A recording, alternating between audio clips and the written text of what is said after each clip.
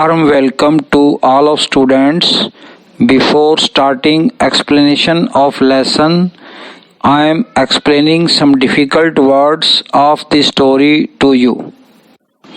Difficult words: teenager, not adult, Kishore. Here, the person who will be the next king, Uttradhikari. Empire, kingdom, Samraj. Tomb, a large grave built of stone above or below the ground, मकबरा. Speculated, guessed, अंदाजा लगाया. Tut, a young Egyptian king, मिस्र का एक युवा राजा. Forensic, examining dead bodies to find out the cause of death, मौत के कारणों का पता लगाने के लिए शव का परीक्षण. Pharaoh, an Egyptian king, मिस्र का राजा. Cemetery, the place where dead bodies are buried, कब्रिस्तान. Mummy, a preserved dead body, मसाले लगाकर बचाया हुआ मृत शरीर.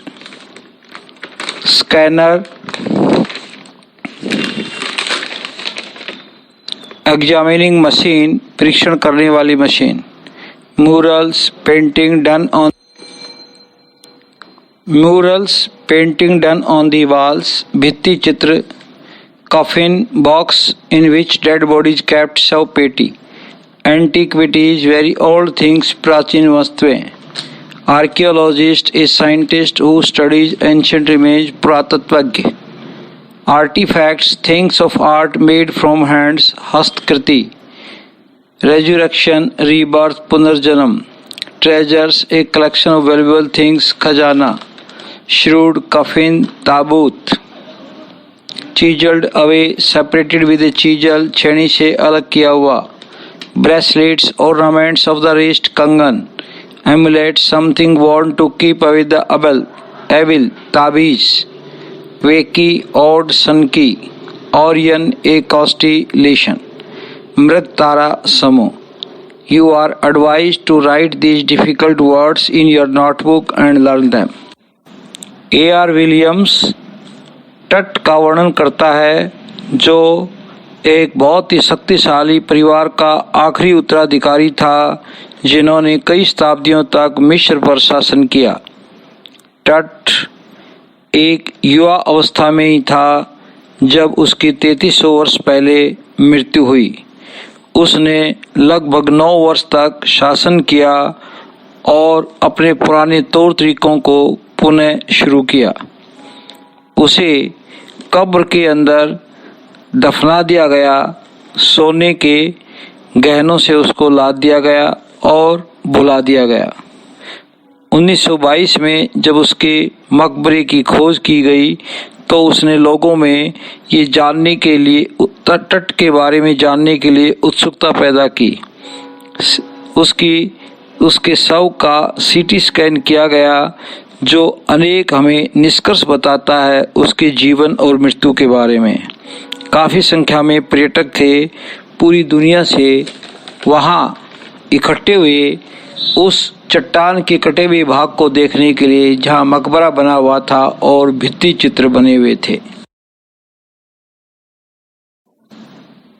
हॉवर्ड कार्टर एक ब्रिटिश का पुरातत्व वैज्ञानिक था. उसने तट के इस कब्र की खोज की 1922 में.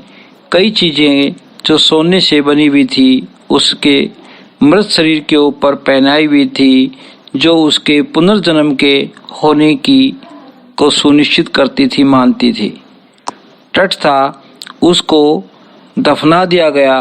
रोजाना प्रत्येक होने वाली उन चीजों के साथ, जैसे अच्छे वस्त्र, खाने के पैकेट और कुछ दूसरी चीजें. कार्टर को 3 तट के एक दूसरे के ऊपर चढ़े हुए 3 कफन मिले जिसमें उसकी डेड बॉडी दबी हुई थी. और कार्टर ने पाया कि पहला कफन उतारने के बाद उसको एक कफन से चढ़ाया हुआ था, कफन ढका हुआ था. जब उसने पहले वाले ताबूत को खोला, ये सजा हुआ था विलो, ओलिव और कमल की फूलों की पंखुड़ियों की मालाओं से.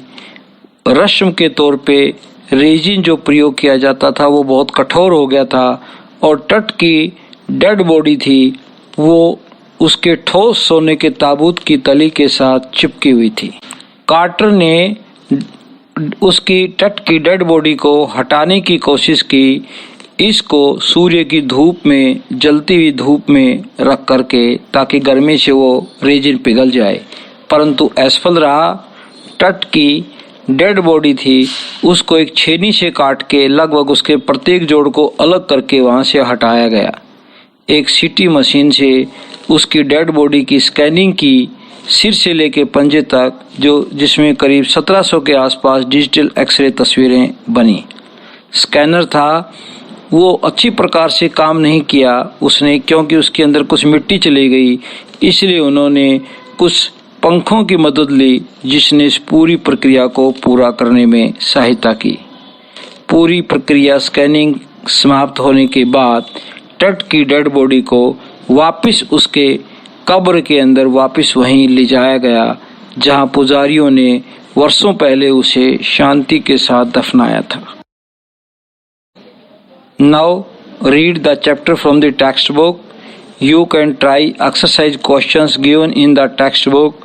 Write down in brief about King Tut and discovery of his mummy, as well as mystery related to his death by an archaeologist. This is your homework. Discuss me if you have any doubt. Thank you for watching the video.